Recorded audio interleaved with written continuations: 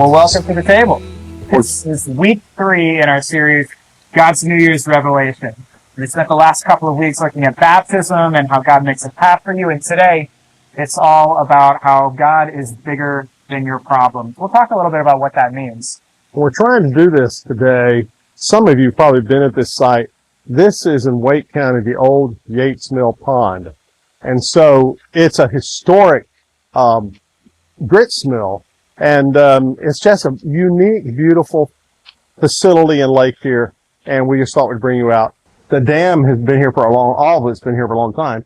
But in the 80s, the old mill was collapsing. It was not functioning, obviously. Yeah. The state bought it, and the North Carolina Historic Preservation Society and the state and Wake County decided this is too important to let it go to nothing. It's a really cool place. It's a really cool place and a wonderful lake. And a lot of, as you can see, a lot of people come here just to walk the trails. Oh, and there's not many places left that you can go to see what a functioning mill, water-powered mill looks like. We're out here because we're talking about how God is bigger than our problems. And I think we can get real messy when we start to talk about that. When we talk about how God overcomes our issues or our struggles or our hardships in life. Because a lot of other pastors, a lot of other traditions, a lot of other people who just talk about how God works might get to say something like, well, God is going to come into your life and make everything perfect and smooth and clean and good and right, and all your problems will be gone. Sounds nice. It sounds However, nice. It's not biblical. No. Just look at some of the characters in the Bible who were righteous, God-loving, all of that. They were doing everything right, and life wasn't all that easy. It's not biblical, and it's also not in the realm of reality, which so many of us, if we haven't paid attention to it, it's there. That's right. It's called life. And I think a lot of people, they probably have heard that sentiment that God's going to come in and make everything right. It didn't happen for them. And that, I feel like, for quite a few people who are not Christian, maybe not religious, or they have faith in some sense, but they walk away because it didn't live up to that basic understanding that they had hoped for. That God can do anything God desires, so why God didn't fix my issue? Yeah. It doesn't take away the fact that God can do anything God desires. Right. And God's desire is for us to have beneficial, hope-filled lives, mercy-filled, grace-filled, to walk into the story that Christ has modeled for us. Yeah. It's not easy, but it's always loving, always grace-filled. It reminds me of the dam behind us. As we came up, guys were removing debris because we had major rains this weekend. Yeah. And my gut is there was a lot of water and a lot of debris, which if I'm standing on this side and the debris comes over and knocks me in the head, that is not a good thing. Doesn't mean the dam's not good. Right. It just means that I'm in the way. Yeah. That something has hit me, and I didn't know what was on the other side of that wall that could harm me. Yeah. And if I'm not aware of it, if I'm blindsided by it, it does do harm. But it doesn't mean that God is bad or that faith is bad. It just means life happens. Well, I think if I could, it's not an oversimplification, but it's maybe just a different way to look at it, is that life is more nuanced than that. And we know that it is. And so if life is more nuanced than that, and God is in the business of creating life, then God's probably a little bit more nuanced than that too. That to oversimplify God, to say he's going to come in and make everything right for you, well, that's not it. Okay, so then what is? Yeah. I think back about Jesus on the Sermon on the Mount, and we've been spending some time looking at the words of Jesus over the last couple of weeks because we have these core and wonderful and big promises of God, Jesus being God. Mm-hmm. And so Jesus is on the Sermon on the Mount, and he's preaching to the people in front of him, and he's going through all these different ways of how they should be in the world. And then it seems like he feels the pressure in the space. Everyone's getting kind of tense, like, oh gosh, that's a lot. That's a lot to worry about. That's a lot to struggle through. And then he gets to this moment, he slows down a little bit to say, look at the birds of the air.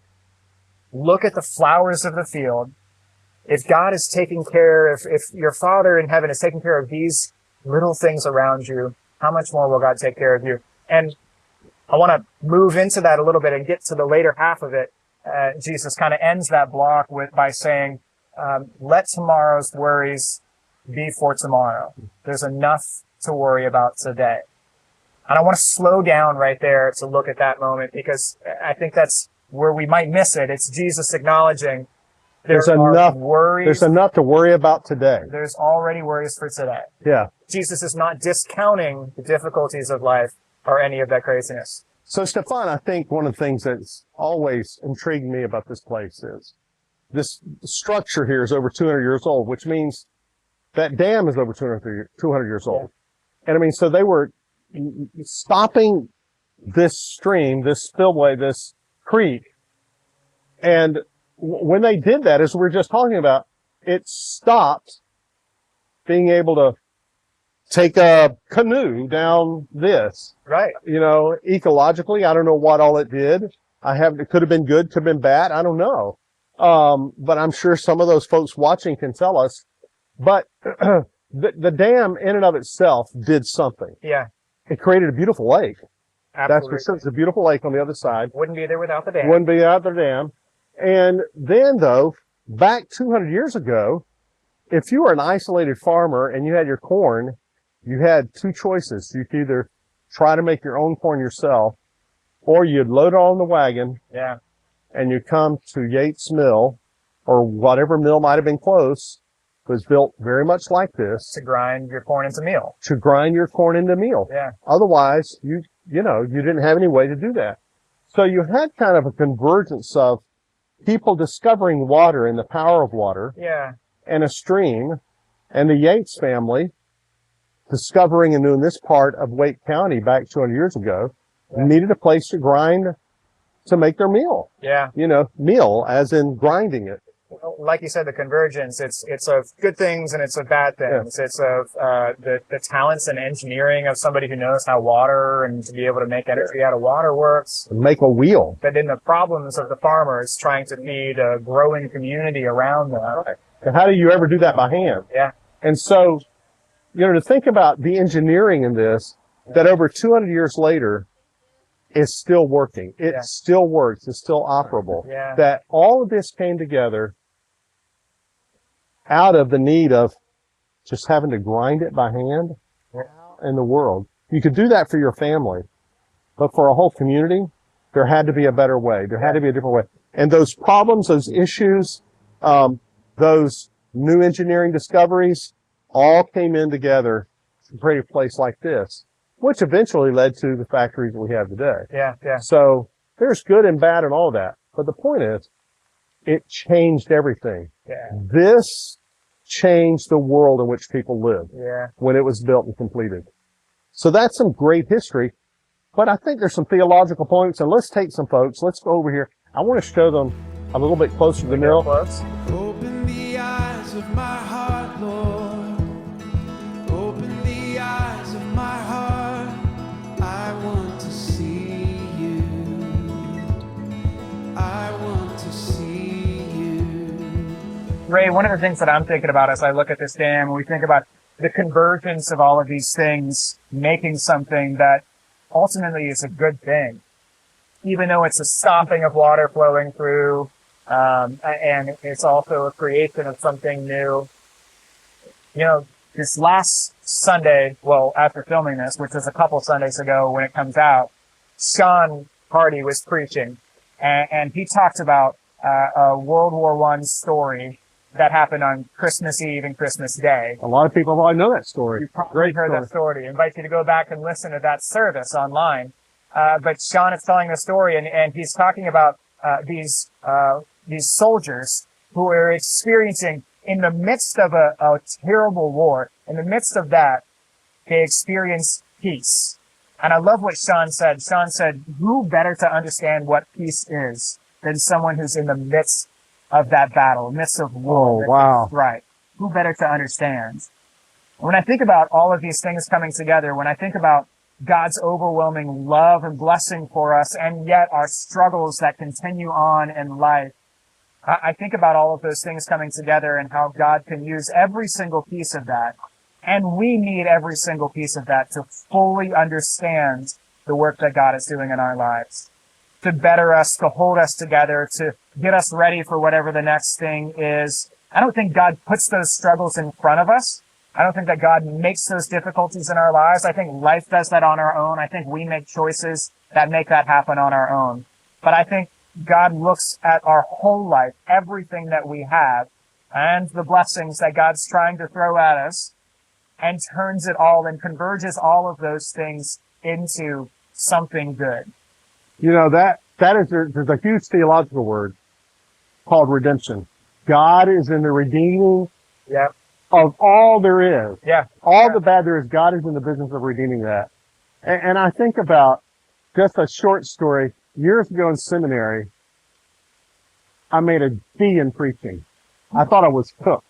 I thought I was cooked. You're a good preacher. Well, you're kind, but I really thought, oh, this is bad news. So I went and talked to the professor at that time. He said, we're going to take it again. He said, I bet you will not make a D. You know what that was? It was a challenge. Yeah. Here's what you've got to improve. Yeah. Here's where you have to go.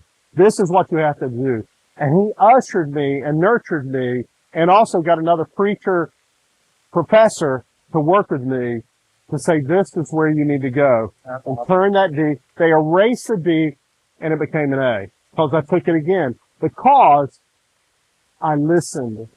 I was devastated. Yeah. I thought my seminary career was over. I thought preaching career was over.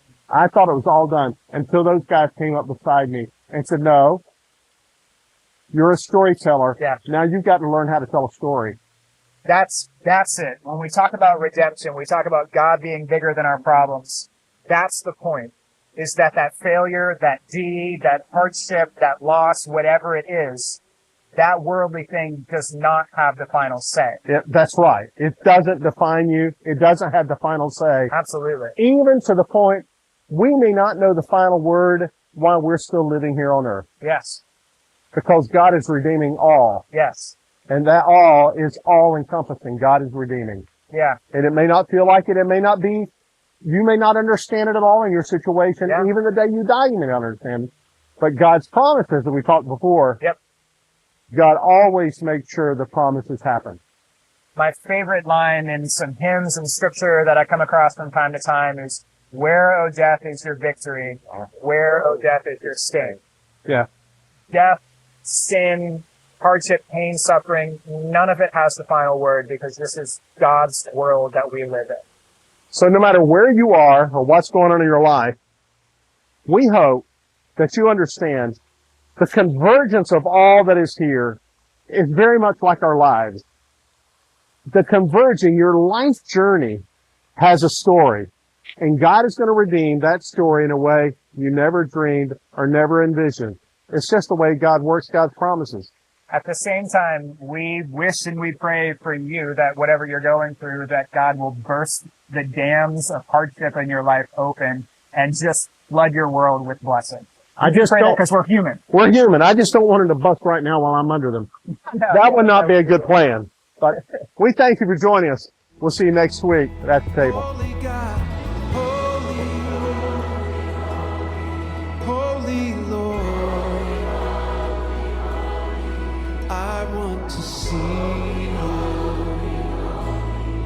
I want to see you. Yes, Lord. Yes, we really do.